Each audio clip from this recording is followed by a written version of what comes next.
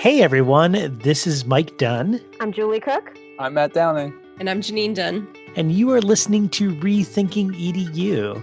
Thanks so much for joining us this fine day, wherever you're from, wherever you're listening, in your car, on your phone, whatever it might be. We appreciate it. Thanks so much. We've got two amazing guests with us today. Let me introduce them one by one. First, I'm going to introduce Terwill Tomino. Terwill is a bilingual educator. She's been working with kids in grades 1 through 12 for nearly 20 years, and she's passionate about literacy, bilingual education, and dyslexia research, especially pertaining to students learning second languages. Terwill, how are you doing this fine day? Hi, Mike. You make me feel so old. 20 years? Oh, no. I'm doing well. Thanks. I like to say that if you make it past 5 years as a teacher, you have to wear that as a badge of honor, right? So 20 years is amazing. And I know that all the teachers out there listening to the pod will absolutely appreciate 20 years of service to students. So thank you for that work. Thank you. Yeah, absolutely. I'll wear it proud. Yeah, you should be. Our second guest is Maria Gallastegui. And because I'm really bad with pronouncing people's names just in general, I think we're going to give Maria the title Mrs. G here on the pod. And Maria, you are the assistant principal at Foreman Elementary School in Plano, Texas. You've been working in education for nearly 25 years. And I wrote, and I assume this is true because of your background as a bilingual educator, that you're passionate about language learning and literacy. How are things going for you in Texas? Everything okay? Did you lose your power? I hope not. Hi, Mike. You did a great job with my last name, but still, you can call me Mrs. G. That's great. And yes, I've been in education for a long time. I think it's more than 25 years, but I wasn't going to say that. But as a matter of fact, the power in my house, I didn't lose it. But I know my kids that live in the Dallas area, they both lost it. And they were just getting the electricity for a little bit. And then they didn't have it for 45 minutes. And then it came on for another 45. So at least nothing happened to their pipes. So that's good. Yeah. Wow. What a crazy time. I can only imagine. I know that all of my fellow co-hosts and my hearts go out to everybody in Texas. And I hope that everybody in your community is okay after such crazy time. And if you're listening out there and you're not knowing what the heck we're talking about, Texas just experienced a historical storm of the century, dumping all sorts of snow and things like this. And it's sparked all sorts of sort of craziness around access to basic things like water and heat and electricity across the state. And so, Maria, I'm glad to hear that your kids are okay. Tonight on the pod, we're not going to spend a lot of time talking about Texas. What we are going to spend a lot of time talking about is the perspective that Terwill and Maria bring to the table as bilingual educators. And we feel like this is an important perspective to talk about because oftentimes bilingual education is talked about as an important part of a student's educational experience, but yet at the same time, it is sort of overlooked often as part of a student's educational experience, right? There's lots of emphasis placed on literacy and math, and bilingual educators are not quite given the same fair shake. And so we're curious about what Terwill's and Maria's thoughts are on that topic, as well as lots of others. Terwill, I want to start with you. Did you grow up in a bilingual household, and what was that like for you? And how do you think maybe your upbringing impacted your understanding of the importance of language? Yes, I did grow up in a bilingual household. I was actually born in Puerto Rico. So my parents, when they both were educated down there, and when you start kindergarten right away, they're learning English and Spanish the entire time. So my parents were fully bilingual, thus we came to the States. And growing up in a bilingual household, I didn't like speaking in Spanish, to be honest. My mom always spoke to me in Spanish, though. She's like, I'm not speaking to you in English. You have to make sure you keep your native language. So I I resisted it, but it was good because now I see all these years later how it's positively benefited me.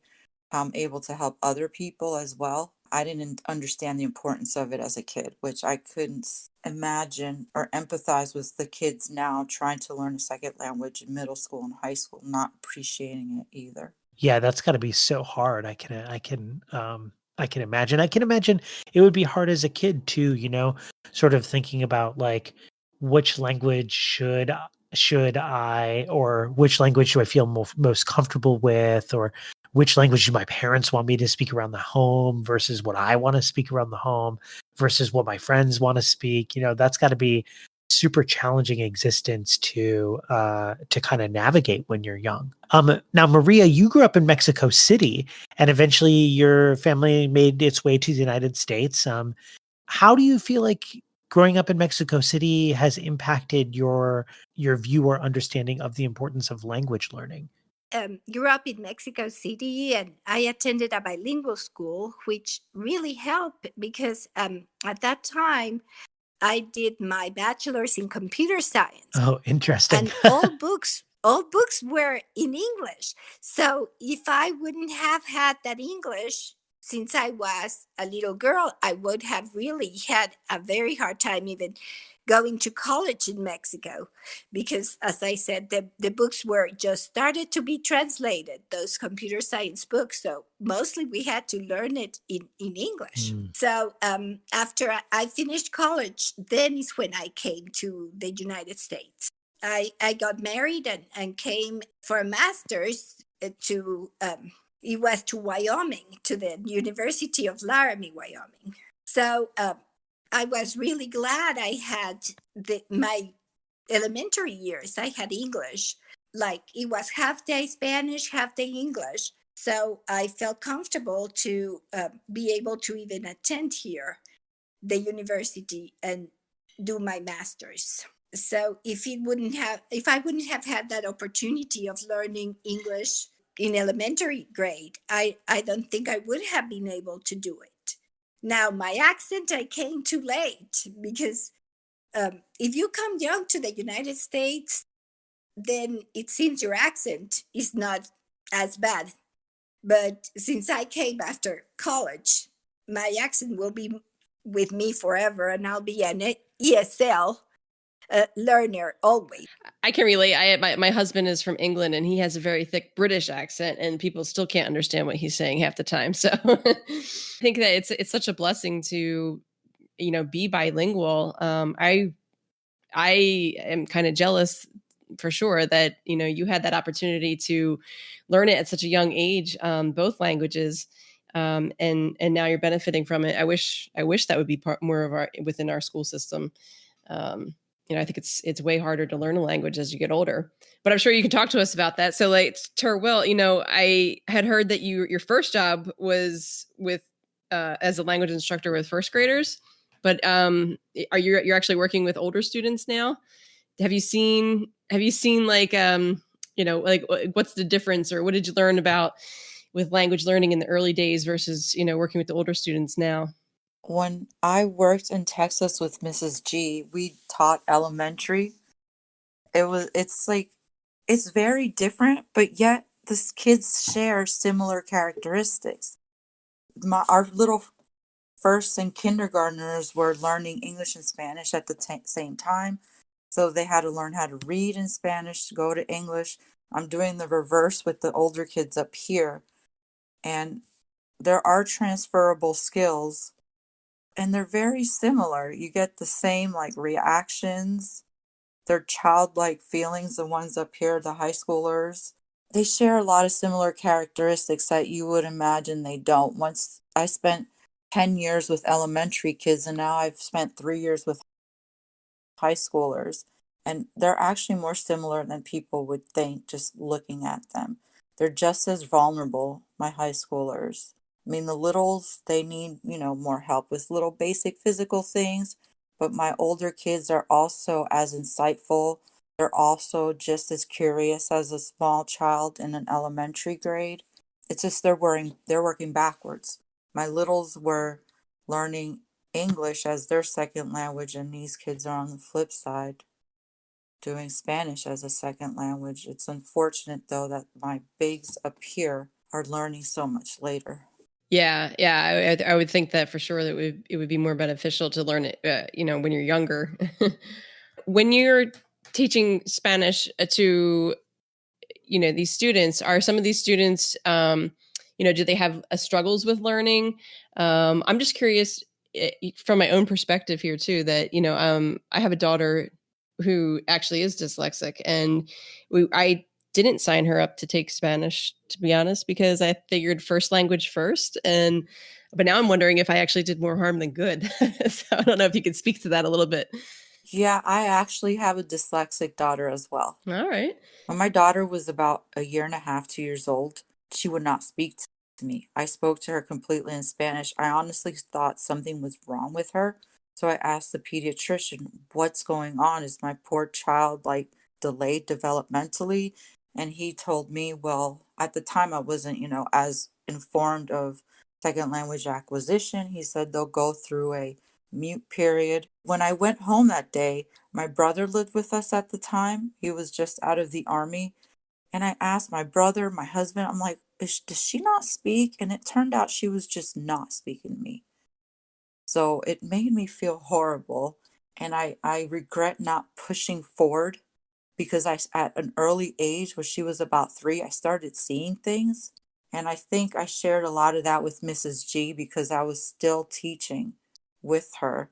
And I remember I saw you work the Scottish Rite program, and that's what my daughter did in Dallas. They do Scottish Rite for their dyslexic students.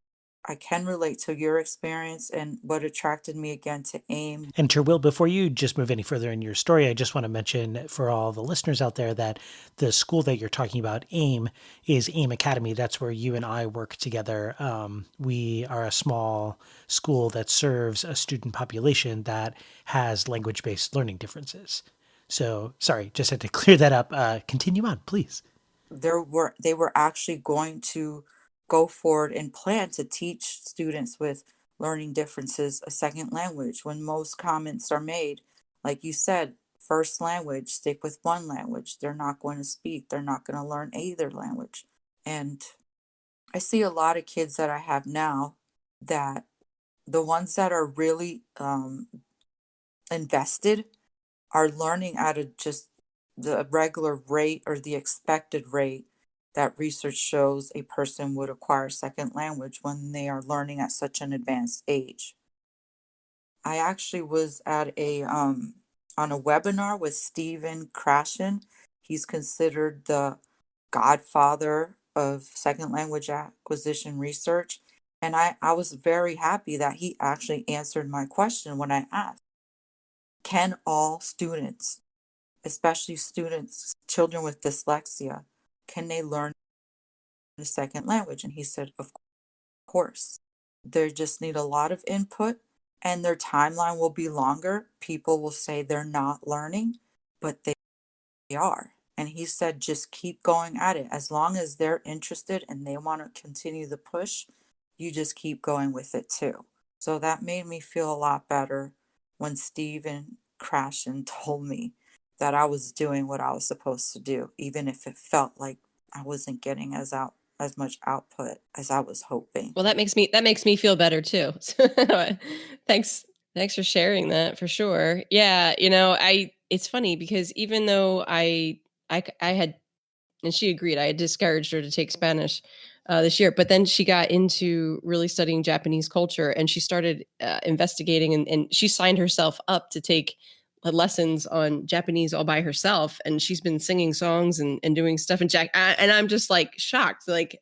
So she kind of proved to me that if there's a will, there's a way, I suppose, and they can figure some things out. So my daughter also was having difficulty reading. She was never tested for dyslexia, and that's how I got interested in teaching reading and teaching later on dyslexic students or students with characteristic of dyslexia. And they all of them were English language learners, and the program is in English. So they eventually got better reading. But I'm thinking maybe it's easier for the English language, the student that speaks English and has dyslexia, to learn Spanish, because Spanish is a transparent language. So our vowel sounds don't have the million of sounds that they have in the English language. So I think it's easier for them to learn that phonological piece for Spanish than our Spanish speakers that have to learn the phonology in English. That so many different sounds that it's hard for them, but they can do it. Dyslexic students or students with dyslexia can learn another language. And now what's interesting too, we so often, the research, I would think that it shows that, the importance of language learning, especially around within high quality education. But then we end up having language instructors that are oftentimes the first to be cut from budgets, right after arts and music, I'm just wondering, why do you think that might be the case? Is it not valued? Is it, I don't know. I think it's sad that we're not letting students from early age learn another language. We know that in Europe, we really are in disadvantage compared to them. They know 3, 4, 5 languages. And over here, we are waiting until they are in middle school or high school to start teaching them another language. So we really are doing a disservice to all those kids, because all kids, all babies are born with the capability of learning any language. And as they grow up, they lose those skills. So the longer we wait to teach them, it's harder for them. Like now I have 3 granddaughters, and I speak in Spanish to all of them, because my kids probably, even though they speak Spanish, their wives and husbands speak English. So it will be a household that mostly will speak in English, and they won't hear the Spanish like my kids did. So I am in a mission to teach them another language, and so that they don't wait until they get to middle school to learn those skills. Yeah, I agree with Mrs. G.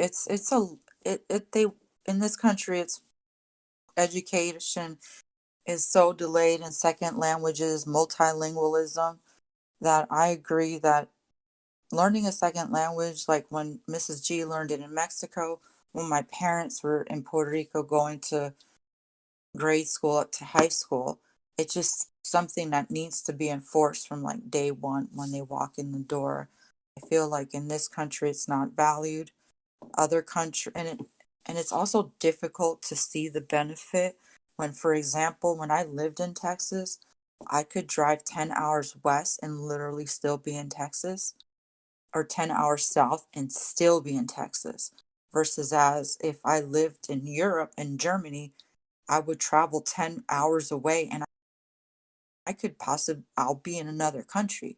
So I think in this country, the benefit is not as real because people don't need it. Yeah, I think there's not enough, connection for the students. I know I grew up in Michigan, and one trip to Montreal convinced me that, I should study French for 4 years, and it's gone.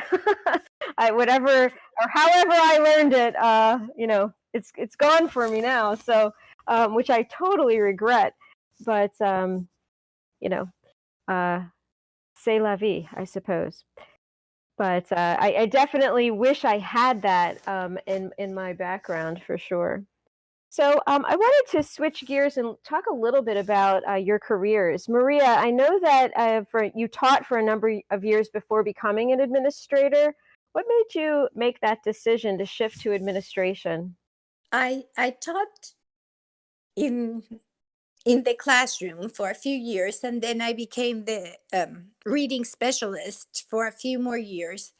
But then I wanted to still make a difference, and especially the school that I have been working in is a school with the percentage is very high of economically disadvantaged students. So it's you have to I really wanted to make a difference, and I believe in these kids, and I believe that they can succeed and they can be the first generation to change their households.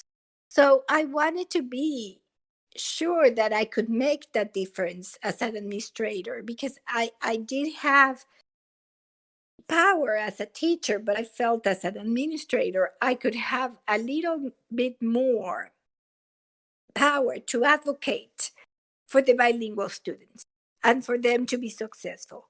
And even, just educating the parents and being able to have programs to educate the parents so that they also see the value in education and in their kids being successful and finishing high school and then going either a trade school or college.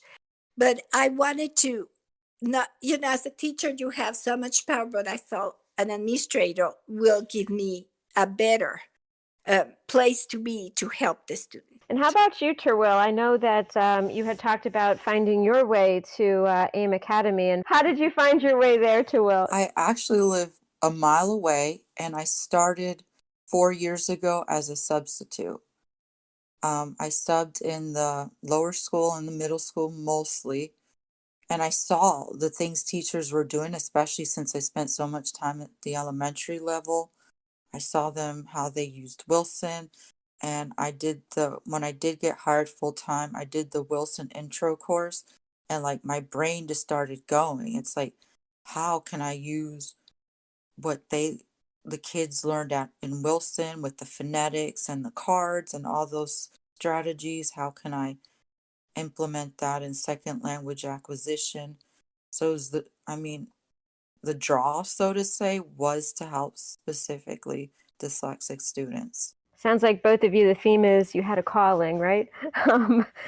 So we have to ask about the pandemic. So here we are. What has it been like supporting these students that you teach, either learning a new language or supporting students who are learning a second language, as we're in this remote environment, hybrid, or whatever your context is? So what is your context? How has it been? And how have you been able to teach language in little Zoom boxes or with masks on? And how has it all been? We have around 70% of our students, or maybe even 80% of our students back. When we started, it was very hard because most of our families did not have internet. So the first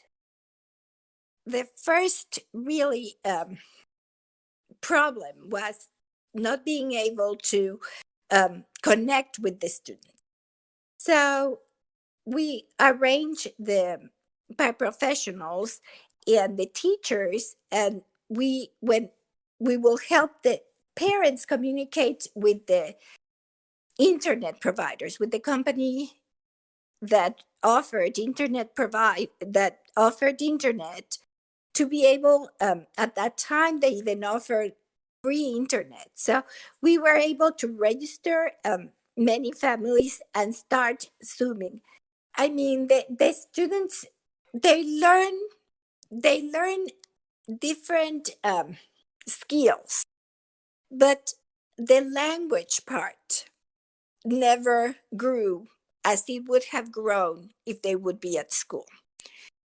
The teachers were trying to teach them how to read, but from far away, and there have been many studies about this, that it does not work. So we are really dealing with kids now that were out of school or were in remote learning for around 6 months, and they come to school and they're behind. Especially the ones that have been more affected is the students that were in kindergarten and they missed the second semester, part of the second semester, and the beginning of the year because we all started remote. And they lost that phonics and phonological piece.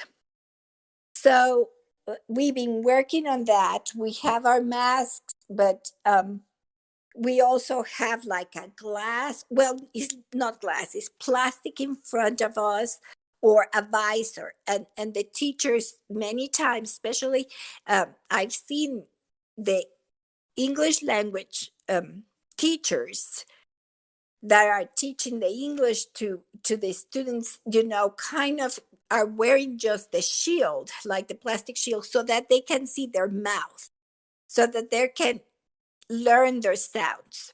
The same thing with the dyslexic students. The teachers kind of are 6 feet apart with a plastic in the middle of them, plus the face shield, and they're using that so the students can see the mouth and they can learn the sounds. So that's been really the hardest part.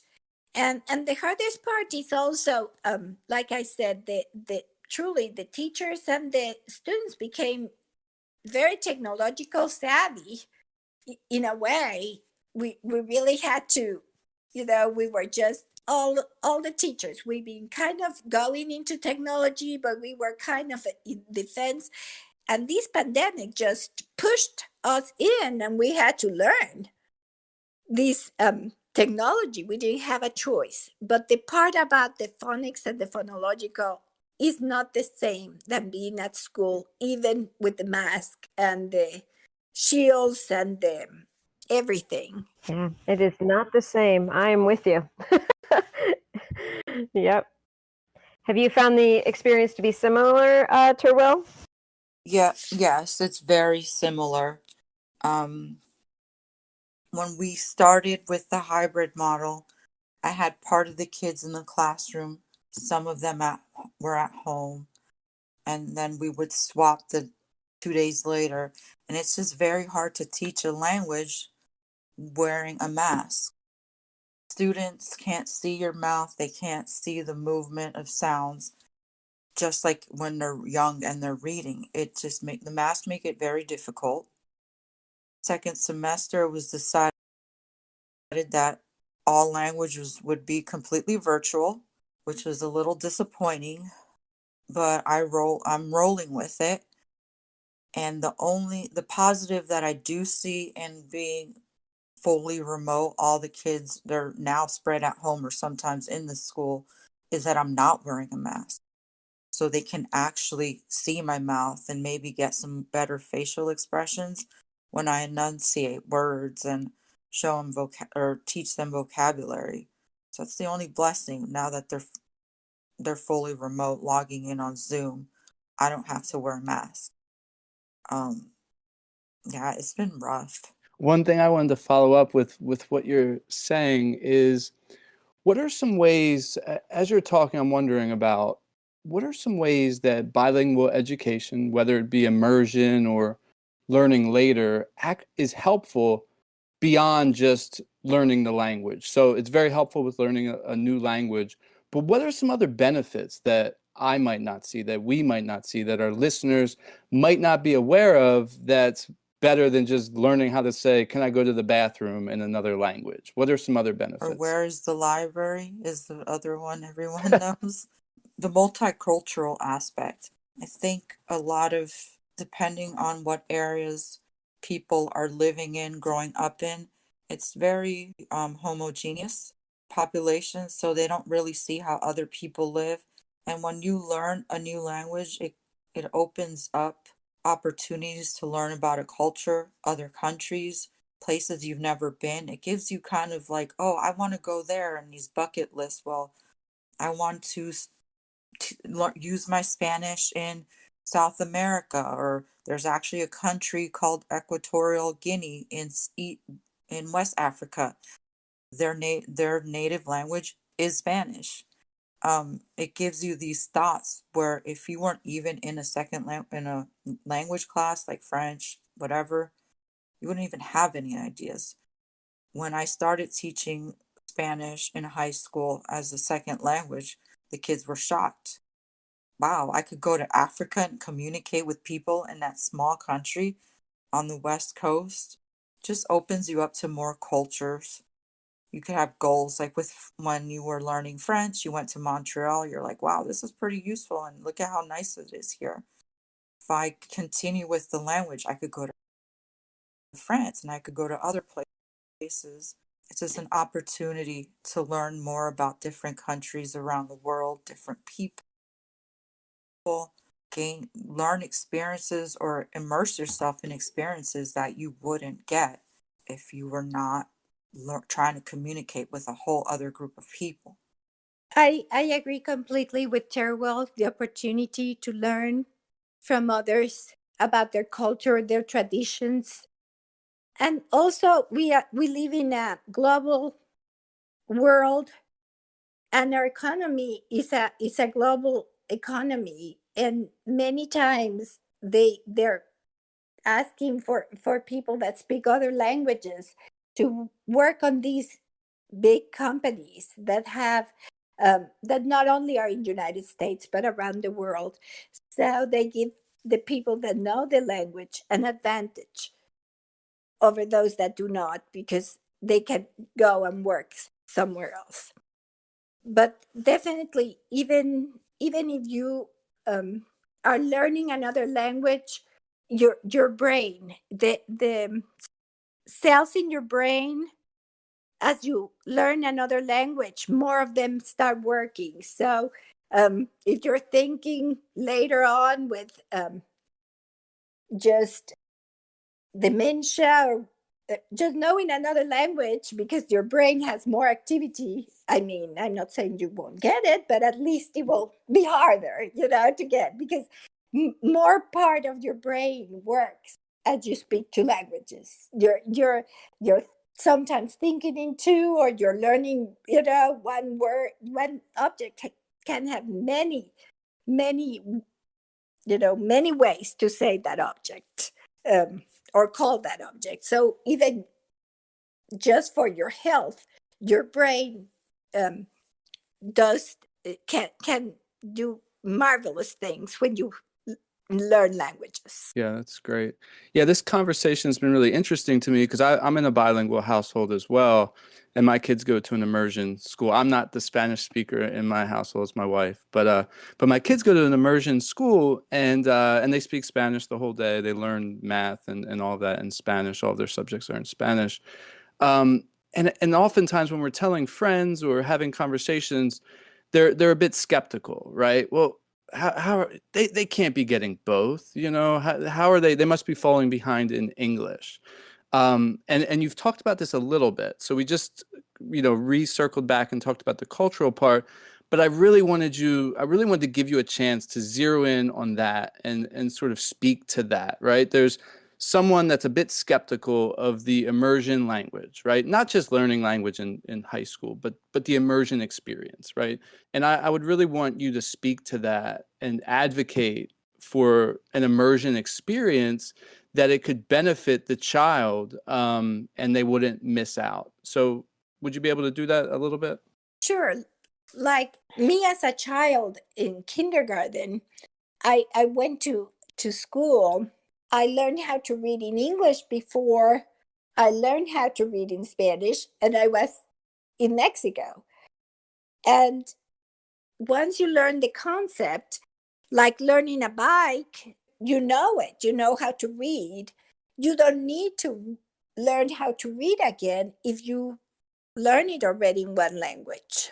So it's the same thing, because just words, and if the teachers make the bridge, what they call, and you're learning in one language and then you can bridge it to the other one, because there are many words that are the same, or the concept. Once you understand it in whatever language, the only thing you have to learn is the vocabulary.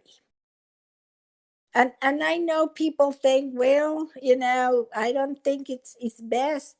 But if we look at those kids that are truly know 2 or 3 languages, and we compare them to those that only know 1 language at the end of high school, you're going to see many of them that know 2 or 3 languages are better prepared and are ready to take more challenges and more opportunities after they finish high school. Yes, I agree with immersion is great. I mean, honestly, it would be awesome if everybody did it. And like Mrs. G said, the only reason my mother knew English and Spanish in Puerto Rico because she as well went to a private school. So other countries, at least in South America, learning another language also comes with a price. And I think up here, people don't see that it can work.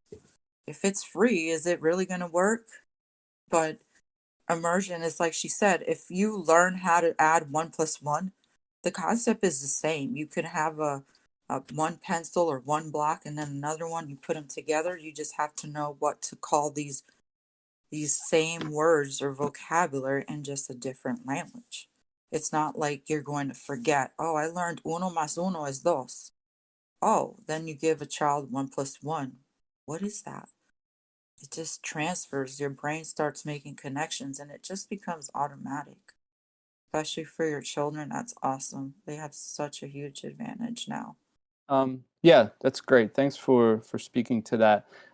Thinking about education, whether it be with language acquisition, or cultural components or something else, what's something that's on your mind right now that you would like to see a change in education? I will definitely would like to see language taught at an earlier age, not just waiting until they get to middle school or high school.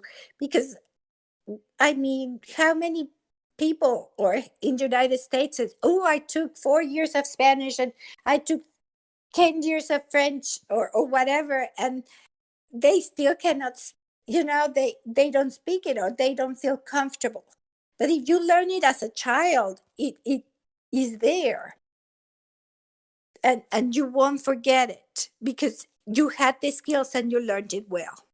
So I really would like us to, as a country, to start teaching another language early on. I agree. I don't know if they're still doing this in Plano, but there's those 2-way bilingual programs. And a 2-way bilingual or dual language program, half the kids' native language is English, the other half is Spanish, and they learn like Mrs. G did, half the day in English, half the day in Spanish or certain subjects. And those students together would essentially help each other learn. We're at the end of the couple of years or however long they had that opportunity, they all know 2 languages.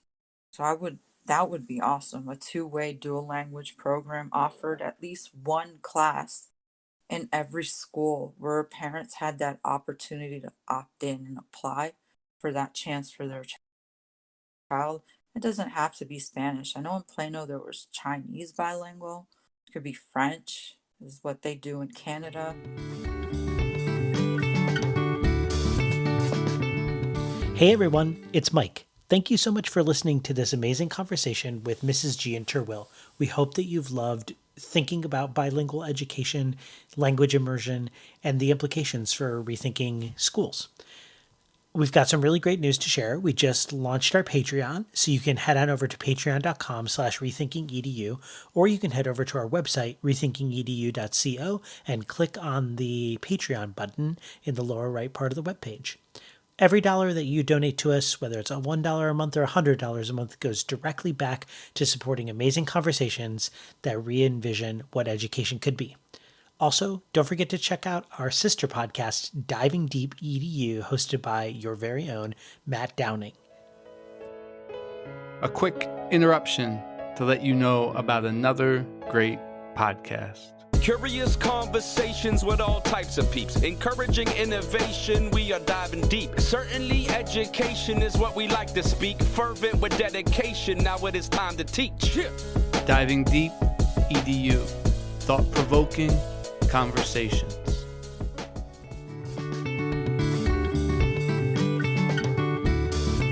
So we're getting sort of closer to the end of the podcast here, and every podcast we end with two segments. The first segment is where we offer our guests and our hosts a time to rethink education.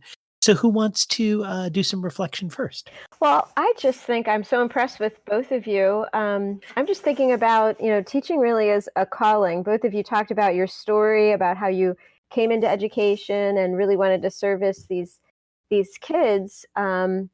I don't think there's too many other professions that people go into with such a passion for what they're doing. And I can hear, like Terwill, you're saying it's really hard time, but I hope we come out of this and we just hold on to that passion for what we're here for. I think we're the lucky ones. We all know like what we're doing here. What we're not just filling time. So I think that's what's amazing to me about this conversation. One thing that immediately popped into my head is continuing education for teachers in the field of technology. I know every school has the tech teacher, and they come by and they'll say, "Hi, we got this new app," or "We paid for this new service." And you're like, "Wow, cool. As a teacher, this is great. I'm going to use this in my class." And when it comes down to it, you're like, how am I actually going to apply this to engage the students, especially using Zoom? It's great we have all these apps and these websites and these services, but I feel like as teachers, we actually need to really sit down and take the time, not just like a 1 hour block during summer in service or something. It needs to be like legit. I feel like a lot of teachers were just scrambling when this all happened to get themselves digitized. Yeah, Terwill, I definitely agree, and I think we could talk at length about that topic, and I think in particular how it relates to language learning, because I can imagine a lot of your practice had to be completely reimagined, and that had to have been such a challenge. Plus, learning the new technology on top of that. For me, it was. It's always the culture part. How when you learn another language, you learn other cultures, and then your world opens up. I think that is amazing. When we only know one language, like our world is so small. But when we learn more languages and really appreciate culture, even if we don't learn that language, but appreciate other languages and other cultures, your world just start expanding, and the horizons are there for you to explore. Yeah, I'll just piggyback on that. Yeah, the cultural piece is really powerful beyond the language, and then sort of like rethinking how can we get this earlier. That's also something people have been bringing up, and so those are really resonating with me. Yeah, I agree with that 100%. I was actually I just did a read aloud in my son's classroom, who's in first grade, and it was a book on children from around the world, and I picked out like 5 kids out of the book to kind of share their stories, and we looked for connections, and we looked for things that were interesting and that were maybe different than kind of how we live and what we're used to, and that we were able to find value in that there are differences. So I can totally resonate with that. But the other thing that I'm rethinking here certainly is this idea that, just because maybe you're labeled as being learning disabled, or you've struggled with your own language or first language, doesn't mean that you can't learn a second language. So that's given me some food for thought, and how we approach students with learning disabilities, and don't count them out for being bilingual. Yeah, that's great. I think for me, this conversation is just a reminder of something that Terwill was talking about earlier, which is you're living in Texas and you drive 10 hours and you're still in Texas and you're living in Pennsylvania. I was just in Pittsburgh this weekend, and it's like I drove, 4.5 or whatever, 5 hours, and I was still in Pennsylvania, and I am reminded mostly of this because last year, just about 1 year ago, I was in Central Europe traveling to 5 countries in 10 days. And, we would drive a few hours, and we went from Austria through Liechtenstein and into Switzerland, like all within a few hours, and I think that just geographic like conundrum for Americans really represents something a little bit more profound about their, understanding of worldview and therefore their understanding of language, and how that understanding of language impacts their view of the value of language as it exists in American school curricula. And I think that can't be understated. I think we run into sort of a major issue when we're talking about policy around around language learning, and when we're talking about priority around language learning, because you can right, there's some crazy statistic about the likelihood of you leaving your hometown or like moving, more than 10 miles away from the space where you grew up. It is very unlikely that happens for most people. And because of that, something like learning a second language, when you may not see it having any sort of like tangible value in your everyday life, it just may not ever happen for you. And that I think is really hard, because those young people are missing out on the opportunity to like explore culture like Maria was talking about, or connect with somebody on a different sort of level as you're like learning a language together, which is like a really joyous activity and something that just can't be understated. So I think that there's a lot of thoughts in my mind going on around how do we break down that barrier? How do we continue to place value on language learning as part of our normal processes in American schools? So we've done a lot of reflecting. I really appreciate it. Maria and Terwill, it's been really lovely to have you here on the podcast. The last segment that we have is we offer an opportunity for our guests and also for our co-hosts, if you're interested, in sharing something that you would like to plug. So this could be like your favorite podcast you're listening to, your favorite book, your favorite Instagram account, or your favorite new pair of shoes that you got and why we should buy them too. But anything you want to share. Terwill, do you want to share something that we should, that you want people to check out who are listening? I'm sure I love horror. So right now, Stephen King. He's my number one. I just read his new small crime novel. I'm sure people don't know he writes novellas about crime paperback, and a person I do follow on social media is Senorita SRTA. She abbreviates it Spanish.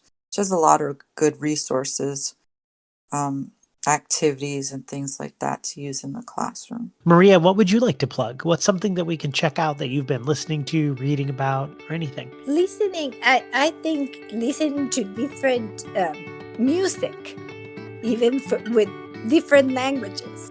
Like look for, how everybody has Amazon Music, so try to listen to songs in another language. Just it's fun. It's fun to listen to. Wait, can you give us a suggestion, Maria? What's your favorite, like, maybe song that maybe people might know that it has a great Spanish translation or other type of translation? Just any Spanish song from Selena or even from Shakira has some good Spanish songs. Really good. Fun that you can dance and listen in Spanish.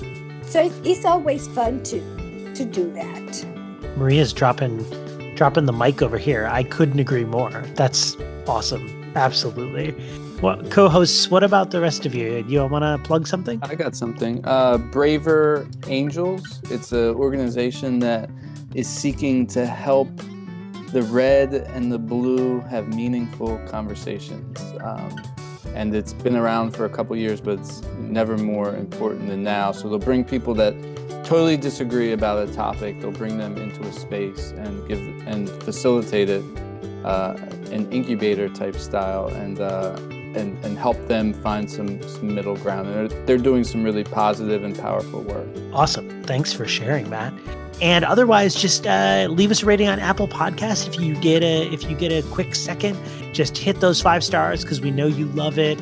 And check us out on any of the other places you get your podcast. As always, listeners, thank you. Terwill, Mrs. G, thank you so much for joining us. And keep rethinking EDU, everyone. Thanks.